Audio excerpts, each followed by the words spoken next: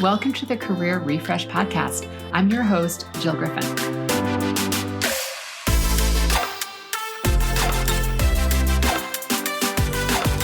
I'm a former media and marketing executive turned career strategist and executive coach.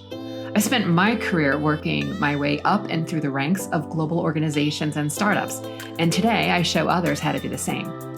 Join me each week as we discuss the strategies and actionable steps to leverage your strengths, increase your confidence, and develop your career well-being. Ready? Let's do it.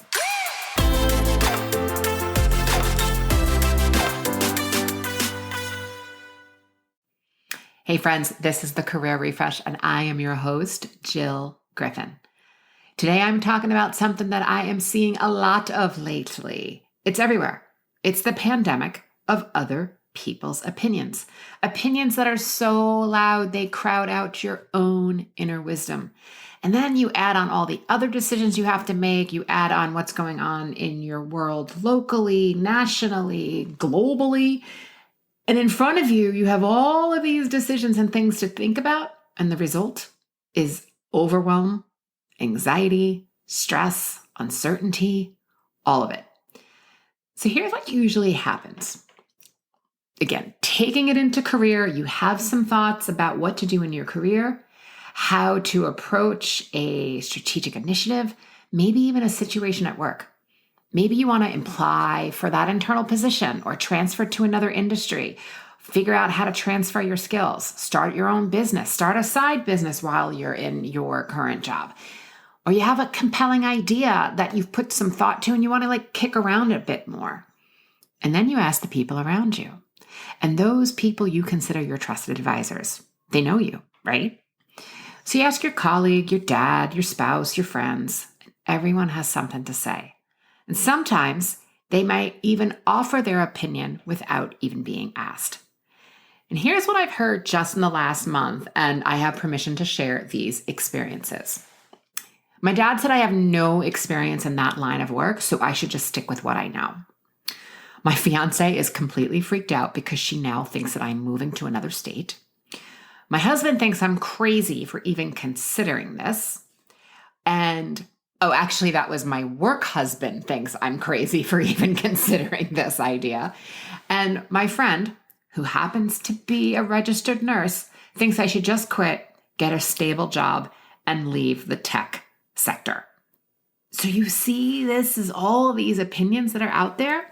And the one that I'm seeing probably the most right now is when someone is looking for their next job or if they're unemployed and they get the question, how's the job search going?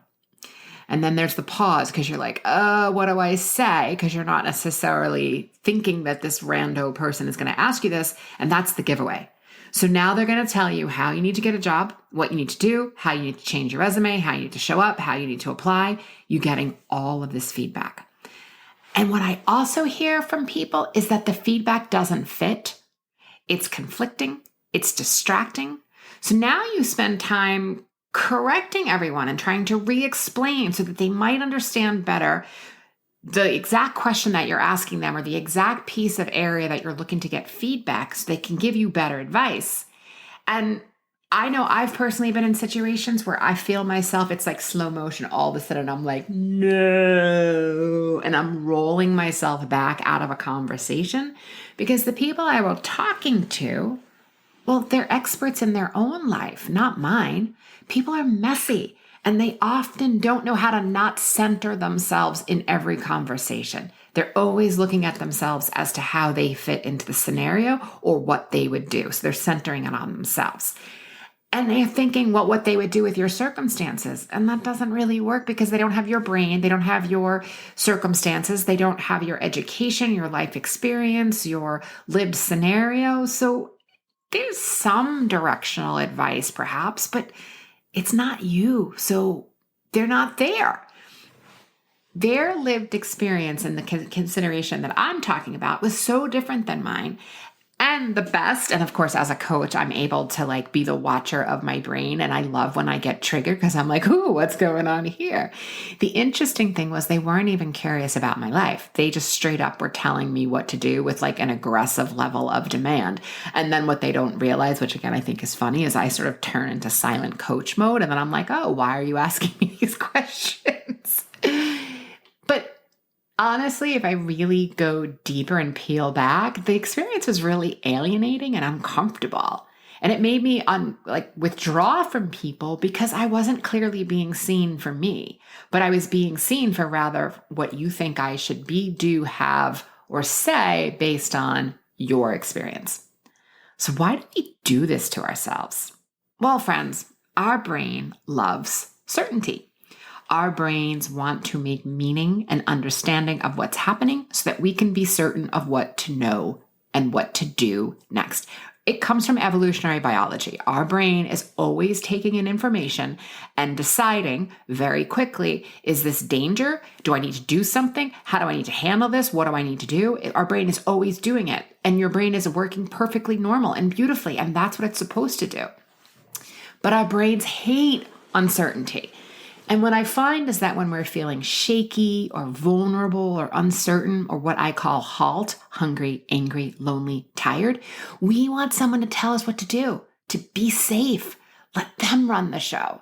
And I remember there were times in which I loved my career, but the pressure of the week, of the new business pitch, or whatever it was that we were working on was so intense that by the time I got home with either to a roommate and then eventually my husband, it was, I don't know what I want to eat, just make a decision. I don't know what I want to do tonight, just make a decision. And in those cases, it was totally fine for me to outsource because I had nothing left to give. So you want to be really cautious when you're in those places of hungry, angry, lonely, and tired, because it's usually the time that we give away our agency and we let someone else make the decision.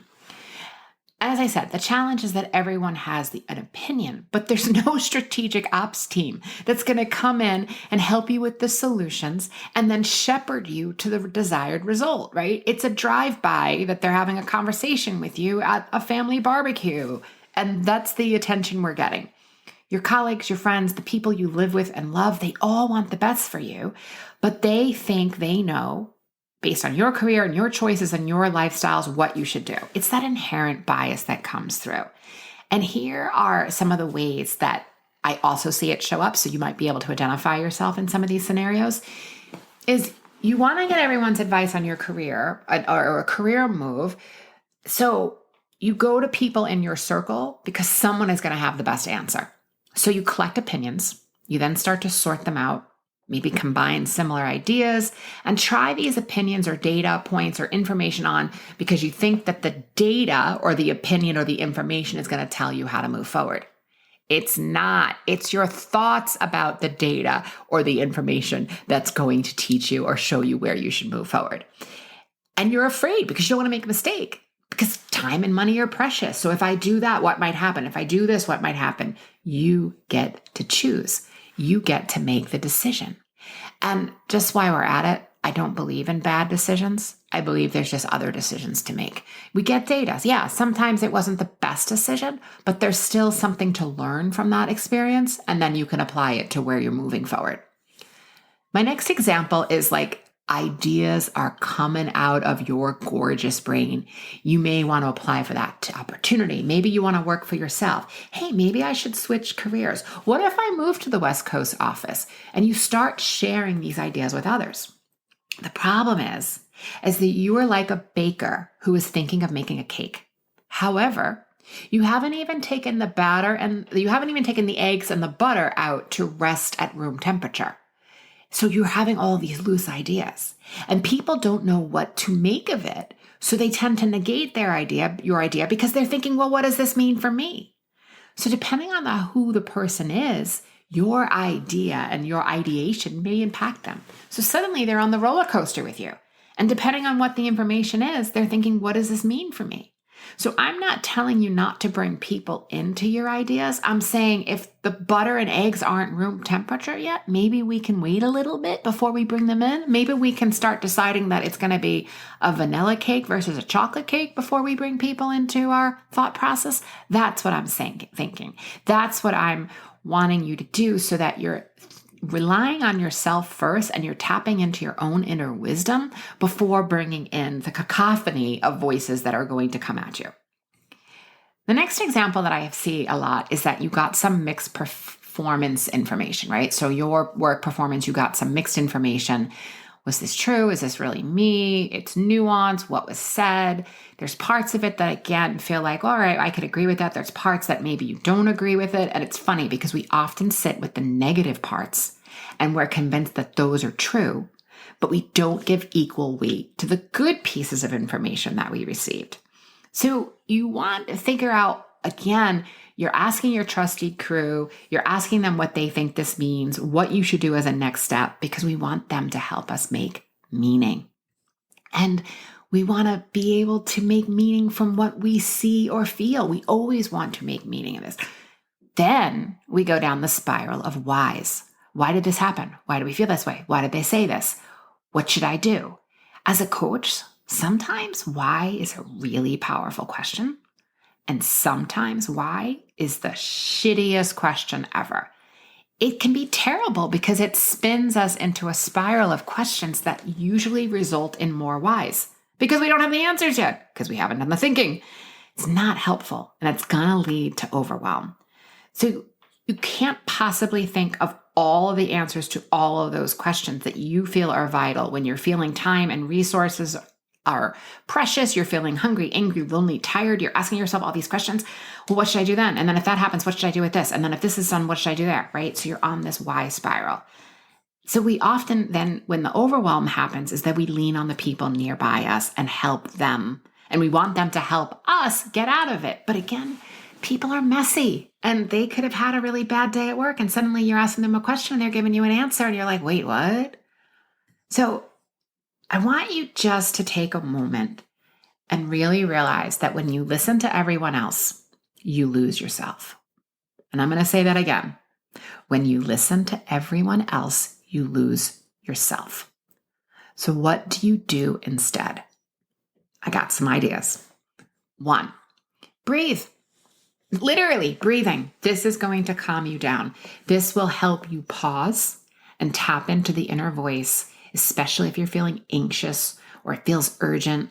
And I don't mean urgent like the lion isn't chasing you, you're not running out of a burning building. Yeah, that's when it's urgent. Go for it. But you want to breathe. You want to stop pushing. Why don't I have the answer? Why hasn't this been decided yet? Right? Why don't I know yet? Ease up on yourself. Sometimes we keep pushing and demanding an answer from our brains, and it doesn't work that way.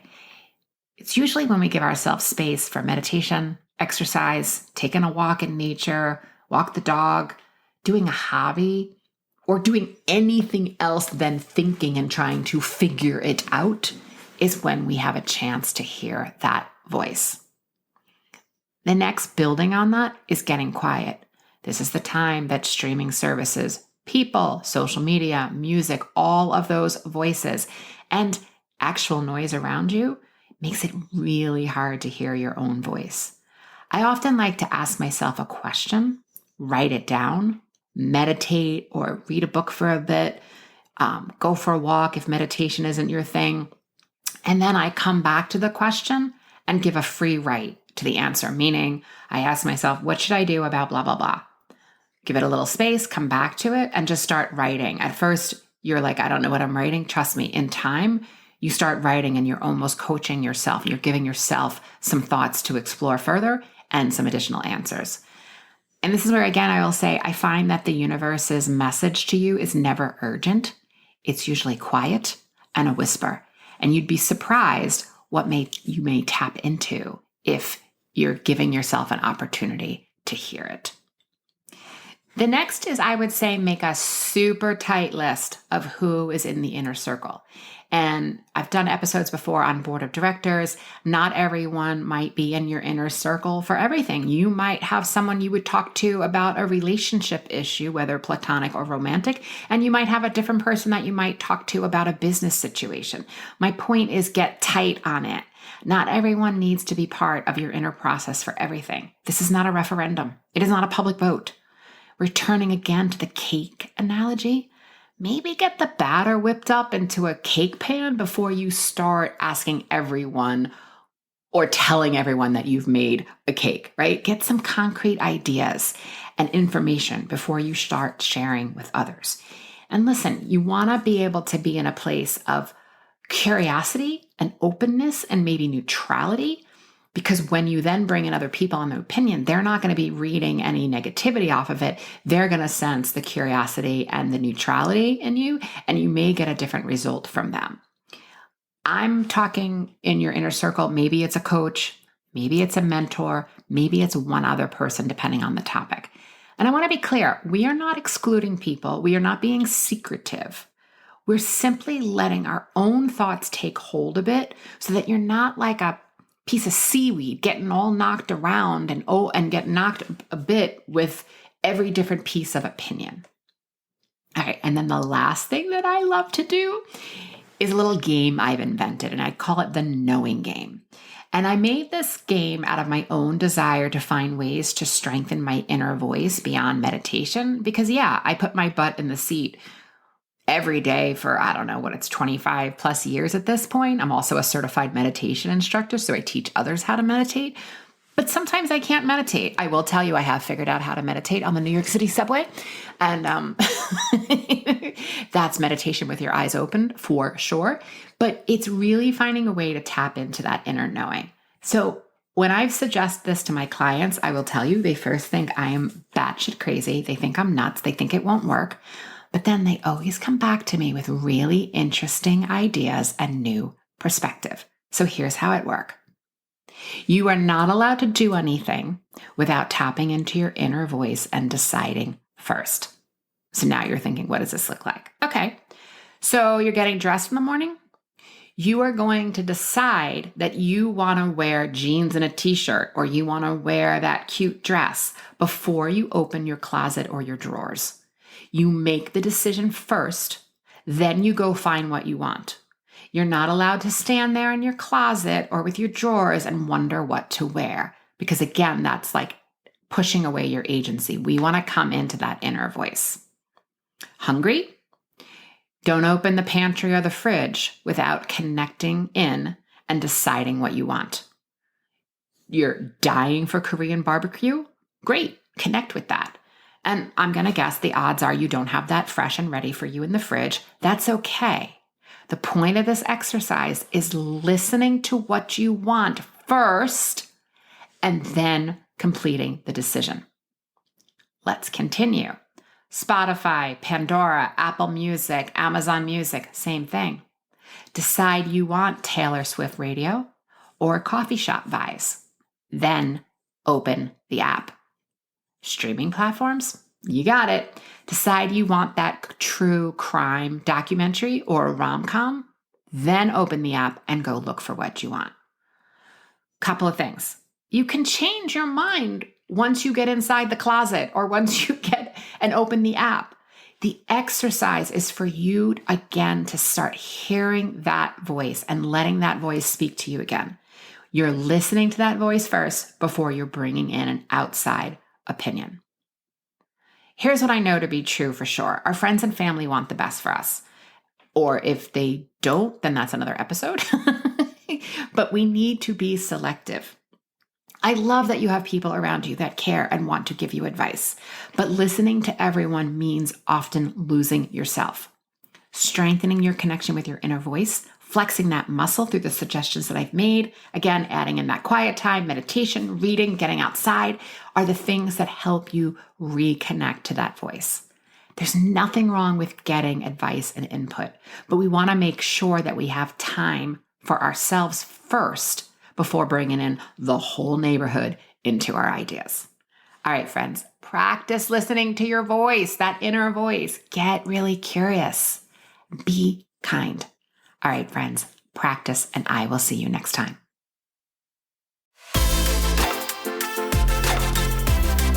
Hey, thanks for listening to the Career Refresh podcast. If you're enjoying this and you want more information, go to my website, jillgriffincoaching.com. There you can find information on how to work with me one-on-one or my group programs, or even bring me into your workplace. I'll put the link to my website in the show notes. But hey, listen, before you go, do me a favor, rate and review this podcast because it definitely helps me get the word out to people everywhere so that they can also thrive in the workplace. All right, friends, I appreciate you. I'll see you soon.